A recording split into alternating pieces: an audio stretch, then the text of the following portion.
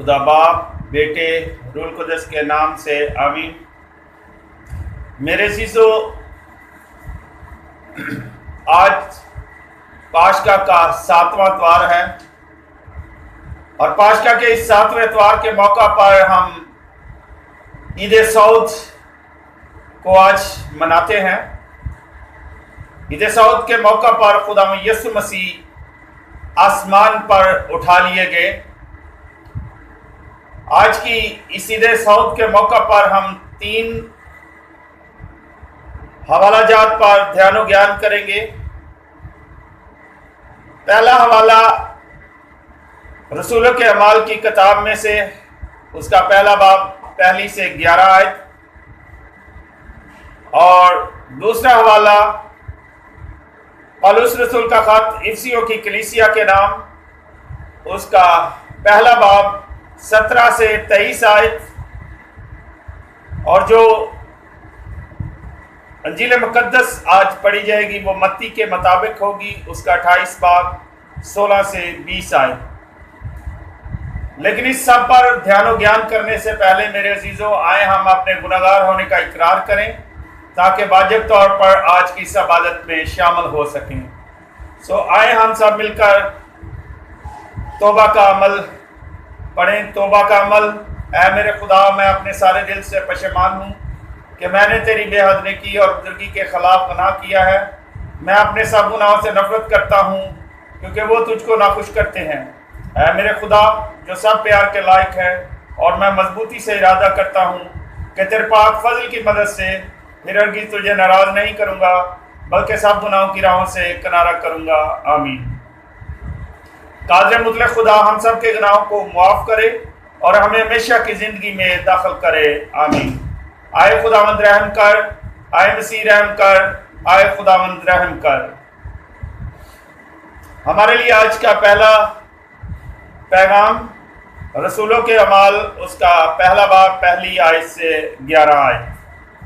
اے تاؤفیلس، میں پہلی کتاب میں وہ سب باتیں بیان کر چکا ہوں جو یسوع کرتا اور سکھاتا رہا، شروع سے لے کر اس دن تک جس میں وہ روح القدس سے اپنے ان رسولوں کو جنہیں اس نے چن لیا تھا حکم دے کر اوپر اٹھایا گیا۔ اس نے بہت سی دلیلوں سے انہیں ثبوت دیا تھا کہ دکھ سہنے کے بعد بھی وہ زندہ تھا، چنانچہ وہ 40 دن تک انہیں دکھائی دیتا رہا اور ان سے خدا کی بادشاہی کی باتیں کرتا رہا، اور ان کے ساتھ کھانا کھاتے وقت انہیں حکم دیا کہ یروشلم سے باہر نہ جاؤ، بلکہ باپ کے اس وعدے کا انتظار کرو کہ جس کا ذکر تم مجھ سے سن چکے ہو، کیونکہ یوحنا نے تو پانی کا بپتسمہ دیا، مگر تم تھوڑے دنوں کے بعد روح القدس کا بپتسمہ پاؤ گے۔ تب انہوں نے جو جمع ہوئے تھے اس سے پوچھا کہ اے خداوند، کیا تو اسی وقت اسرائیل کی بادشاہی پھر بحال کیے چاہتا ہے؟ اس نے ان سے کہا کہ تمہارا کام نہیں کہ ان وقتوں یا زمانوں کو جانو جنہیں باپ نے اپنے ہی اختیار سے مقرر کیا ہے، لیکن جب روح القدس تم پر نازل ہوگا تو تم قوت پاؤ گے، اور یروشلم اور سارے یہودیہ اور سامریہ میں بلکہ زمین کی انتہا تک میرے گواہ ہوگے۔ اور وہ یہ کہہ کر ان کے دیکھتے ہوئے اوپر اٹھایا گیا، اور بدلی نے اسے ان کی نظروں سے چھپا لیا، اور وہ اسے آسمان پر جاتے ہوئے تاکتے ہی تھے کہ دیکھو 2 مرد سفید پوشاک پہنے ان کے پاس آ کھڑے ہوئے، اور بولے اے جلیلی مردو، تم کیوں کھڑے آسمان کی طرف دیکھتے ہو؟ یہی یسوع جو تمہارے پاس سے آسمان پر اٹھایا گیا ہے، جس طرح تم نے اسے آسمان پر جاتے دیکھا ہے، اسی طرح پھر آئے گا۔ خدا کا کلام پڑھا اور سنا جانا ہم سب کے لیے باعث سے برکت ہو۔ آج کا دوسرا حوالہ جس پر ہم دھیان و گیان کریں گے وہ ہے پولس رسول کا افسیوں کی کلیسیا کے نام خط، اس کا پہلا باب اور اس کی 17 آیت سے 23 آیت، کہ ہمارے خدا میں یسوع مسیح کا خدا جو جلالی باپ ہے تمہیں حکمت اور مکاشفہ کی روح بخشے تاکہ تم اسے پہچان لو اور تمہارے دل کی آنکھیں روشن ہو جائیں تاکہ تم سمجھ لو کہ اس کے بلاوے میں کیا ہی امید ہے اور اس کے جلال کی وہ میراث جو مقدسوں کے لیے ہے کیا ہی دولت ہے اور ہم مومنین کے لیے اس کی بڑی قدرت کیا ہی کمال ہے اس کی اس بڑی قدرت کی تاثیر کے موافق جو اس نے مسیح میں کی جب اسے مردوں میں سے زندہ کیا اور آسمان پر اپنی دائنی طرف بٹھایا، یعنی ہر طرح کی ریاست اور حکومت اور قوت اور سیادت اور ہر ایک نام سے بہت ہی بلند کیا جو نہ صرف اس جہان میں بلکہ آئندہ جہان میں بھی لیا جاتا ہے، اور سب کچھ اس کے قدموں کے نیچے کر دیا اور اسے اس کلیسیا کے لیے سب کا سر ٹھہرایا۔ یہ اس کا بدن اور بھرپوری ہے جو سب میں سب کچھ پورا کرتی ہے۔ خدا کا کلام پڑھا اور سنا جانا ہم سب کے لیے باعث سے برکت ہو۔ خدا ان کا شکر ہو۔ میرے عزیزو، آج کی انجیل مقدس متی کے مطابق اے خداوند تیری تمجید ہو، اس کا 28 باب اور اس کی 16 آیت سے 20 آیت تک ہم سنیں گے۔ اور وہ 11 شاگرد جلیل کے اس پہاڑ پر گئے جو یسوع نے ان کے لیے مقرر کیا تھا، اور اسے دیکھ کر سجدہ کیا، لیکن بعض نے شک کیا۔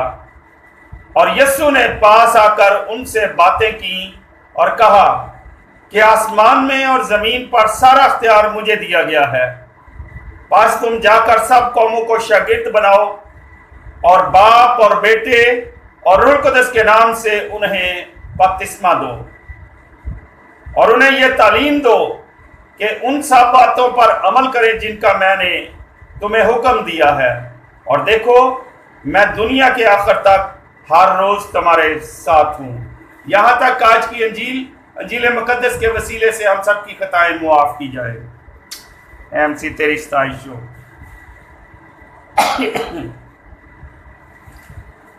میرے عزیزو،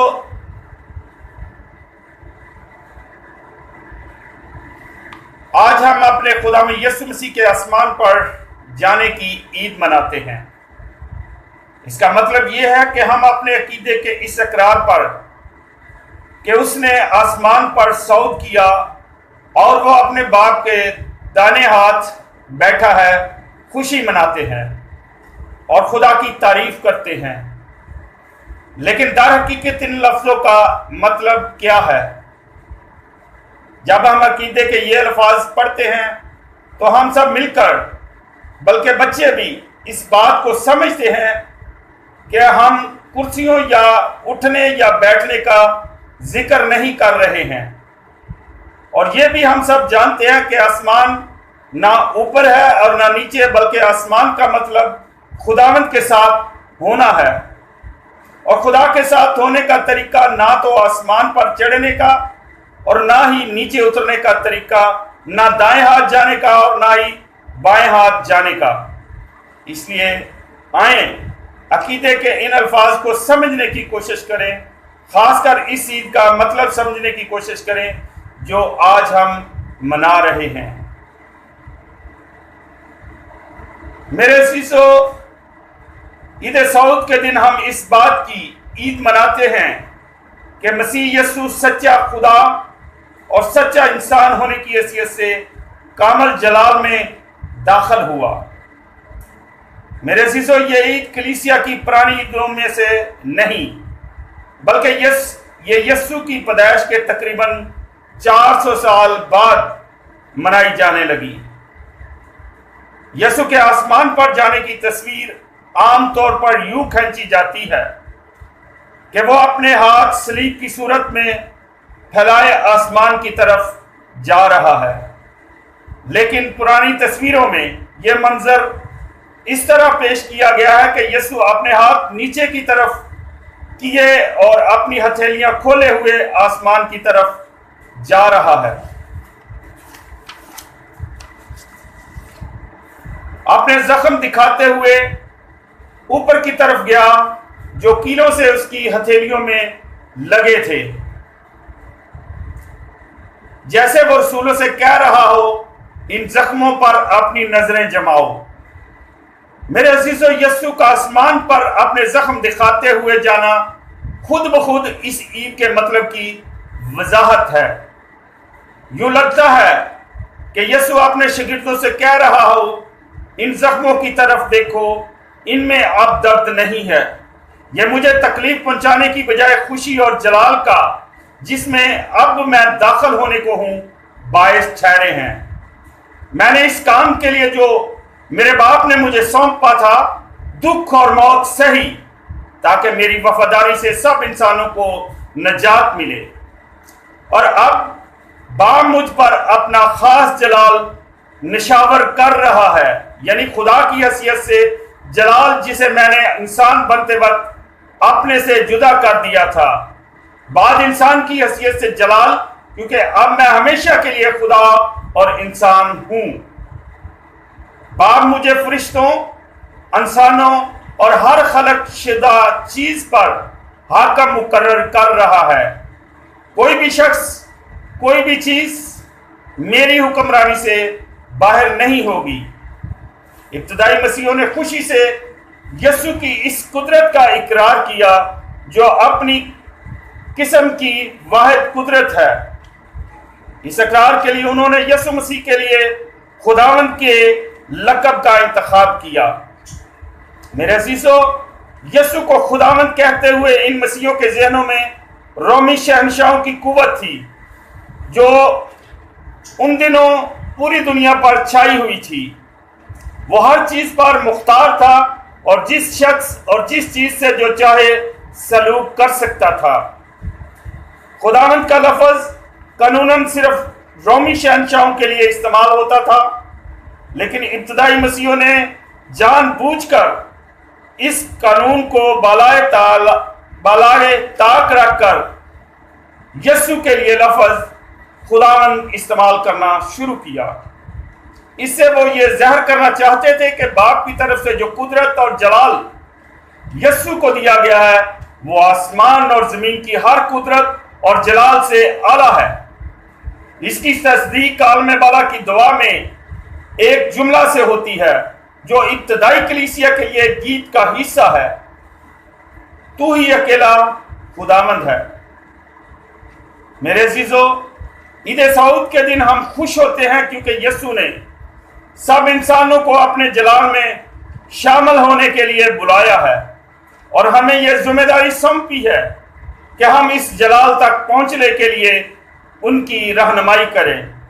جب یسوع آسمان میں پہنچا تو اس نے دروازہ بند نہیں کیا بلکہ اسے چوپٹ کھول دیا تاکہ سب انسان اس میں داخل ہو سکیں۔ اس دنیا کے حکمران اپنے متاحتوں پر اپنی ذاتی غرض کے لیے حکومت کرتے ہیں۔ میرے عزیزو، یسوع سب پر حکمران مقرر کیا گیا ہے کیونکہ وہ سب جو انسانوں کو نجات کی راہ پر چلا سکے۔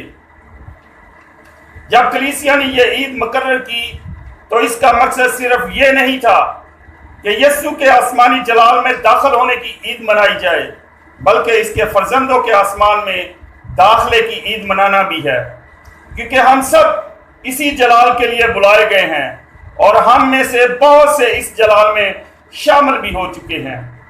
اگر آپ سے پوچھا جائے کہ آج کی تلاوتوں میں سے اس عید کے لیے کون سی تلاوت سب سے زیادہ موزوں ہے تو آپ سب کا جواب ہوگا پہلی تلاوت، کیونکہ صرف اسی تلاوت میں خداوند کے آسمان پر جانے کا واقعہ پیش کیا گیا ہے۔ لیکن اگر یہی سوال ابتدائی مسیحوں سے کیا جاتا تو آپ کے جواب سے متفق نہ ہوتے، بلکہ ان کا جواب یہ ہوتا کہ آج کی انجیل مقدس باقی دو تلاوتوں کی سے بھی زیادہ موضوع ہے، کیونکہ ان مسیحوں کو اس سے اتنی دلچسپی تھی کہ مسیح کب، کہاں اور کیسے دکھائی دیا۔ ان کی توجہ کا مرکز تو ان باتوں پر تھا۔ یسوع اپنے مردوں میں سے زندہ ہونے کے بعد نظر آتا رہا۔ یسوع اپنی موت کے ذریعے سب انسانوں کو ان کے گناہوں کی معافی بخشتا ہے۔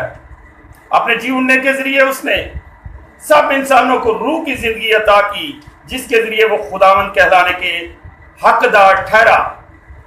بے شک یہ ایسی باتیں ہیں کہ ہم ان پر خوش ہوتے اور خوشی مناتے ہیں، لیکن ہماری خوشی کی سب سے بڑی وجہ کچھ اور ہے۔ یسوع یہ چاہتا ہے کہ وہ ہمارا تشخص ٹھہرے۔ وہ یہ چاہتا ہے کہ ہم جلال میں اسی طرح داخل ہوں جس طرح وہ اپنے جلال میں داخل ہوا ہے، اور وہ اس سلسلے میں اپنے بھائیوں کی نجات کی طرف رہنمائی کرتا ہے۔ بس تم جا کر سب قوموں کو شاگرد بناؤ، اور باپ اور بیٹے اور روح القدس کے نام میں ان کو بپتسمہ دو، اور ان کو یہ تعلیم دو کہ ان تمام باتوں پر عمل کریں جن کا میں نے تم کو حکم دیا ہے۔ میرے عزیزو، ابتدائی مسیحی اس کام کو کوئی بوجھ نہیں سمجھتے تھے، بلکہ وہ اسے خداوند کی ایک خاص عنایت محسوس کرتے تھے۔ وہ اس بات کو سمجھ گئے تھے کہ اگر وہ اس کام کو جس کا یسوع نے انہیں حکم دیا ہے سر انجام دیں تو وہ اسی طرح جلال میں داخل ہو سکتے ہیں جس طرح یسوع اس کام میں وفادار اور تابعدار رہا، اور اسے باپ کی طرف سے جو کام سونپا گیا تھا۔ آج کی پہلی تلاوت میں ہم نے سنا ہے کہ رسولوں نے یسوع سے پوچھا، آئے خداوند، کیا تو اسی وقت اسرائیل کی بادشاہی پھر بحال کیا چاہتا ہے؟ میرے عزیزو، سرسری طور پر تو یوں دکھائی دیتا ہے جیسے یسوع کا جواب نہیں میں ہو، لیکن در حقیقت یسوع کا جواب ہاں میں ہے۔ ہاں، میں تمہارے ذریعے سے اسرائیل کی بادشاہت بحال کرنا چاہتا ہوں، لیکن ایک دنیاوی بادشاہت نہیں جس کے تم منتظر ہو، جس میں سب انسانوں کو غلام بنا کر ان پر حکمرانی جتاؤ، بلکہ ایسی بادشاہت جہاں سب بادشاہ کے جلال میں شریک ہوں۔ تم مجھے دنیا میں سب سے زیادہ عزیز ہو، اس لیے میں یہ کام تمہارے ذمہ لگاتا ہوں، تم سب انسانوں کو اس بادشاہت میں جمع کرو۔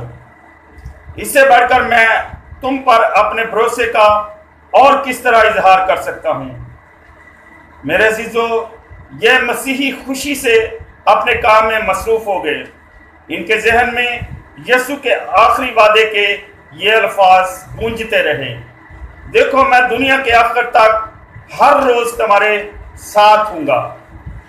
اس لیے ان مسیحوں کے لیے یسوع کی آسمان پر جانے کی وقتی جدائی اتنی اہمیت نہیں رکھتی تھی جتنی اس کے وعدے کی کہ میں ہر وقت تمہارے ساتھ ہوں۔ ہم خوش ہوتے ہیں کہ ہم اسی راستے پر اپنے بھائیوں کو چلا کر آسمان کی طرف لے جا رہے ہیں جس پر چل کر یسوع خود آسمان پر گیا۔ ہم شکر گزار ہیں کہ یسوع ہر وقت ہمارے درمیان ہے اور ہمیں روشنی اور قوت دیتا ہے جس کی ہمیں اس کا کام جاری رکھنے کے لیے ضرورت ہے۔ آج کی دوسری تلاوت میں پولس رسول عیسیوں کو وہی پیغام دیتا ہے جو ہم انجیل مقدس سے سن چکے ہیں۔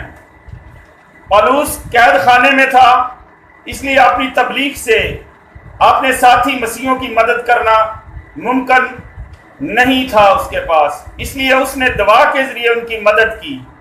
پولس نے اپنی دعا کے ذریعے مسیحوں کے لیے خداوند سے کیا مانگا؟ اس نے خدا سے دعا کی کہ مسیحی خداوند یسوع کی پہچان میں بڑھے اور نجات کے اس منصوبے کو سمجھ لیں جس کا بندوبست خدا نے خود ان کے لیے اور باقی انسانوں کے لیے کیا ہے۔ اس نے خدا سے دعا کی کہ ساتھی خود بھی اس بڑی محبت کو سمجھے جو خدا نے انہیں نجات دینے کے لیے دکھائی ہے، اور اپنے بھائیوں کی بھی نجات کی راہ پر चलने में मदद करें। जिस तरह खुदा को कोई नहीं रोक सकता था कि वो मुर्दों में से यीशु को जिंदा करे, इसी तरह इसे कोई रोक नहीं सकता कि इनको निजात बख्शे जो उस पर ईमान लाते हैं। मेरे अजीजों, आज की तलावतों में जो खास नकात हमने देखे हैं वो कुछ इस तरह हैं। नंबर 1, ईद सऊद बहुत खुशी मनाने की ईद है। यीशु अपने जलाल में दाखिल हो गया है और उसके साथ हमारे बहुत से बहन भाई भी जो किसी वक्त हमारी तरह कमजोरी, आजमाइश और गुनाह का शिकार थे। नंबर 2 पे सऊद सिर्फ खुशी की नहीं बल्कि उम्मीद की ईद है। जिसकी हम उम्मीद रखते हैं वो कोई ख्वाब नहीं बल्कि हमारे बहुत से भाई इस हकीकत को पा चुके हैं। और तीसरा नुक्ता जो इन तलावतों से हमने अखज़ किया है, ये हौसला अफजाई और बाहिम्मत होने की ईद है।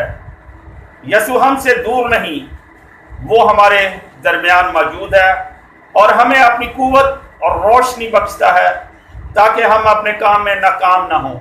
वो हमें इस राह पर चला रहा है जहां हम जलाल में दाखिल हो जाएंगे। अब हम इन अल्फाज को गहरे तौर पर समझ सकते हैं जो हम हर इतवार को अकीदा पढ़ते हुए दोहराते हैं। आसमान की तरफ सौद किया और बाप के दाहिने हाथ बैठा है। खुदा हम सबको बरकत दे कि हम जिंदा यीशु पर ईमान रखें और उसके जलाल के लिए अपने आप को और अपने लोगों को तैयार करने में उनकी मदद करें।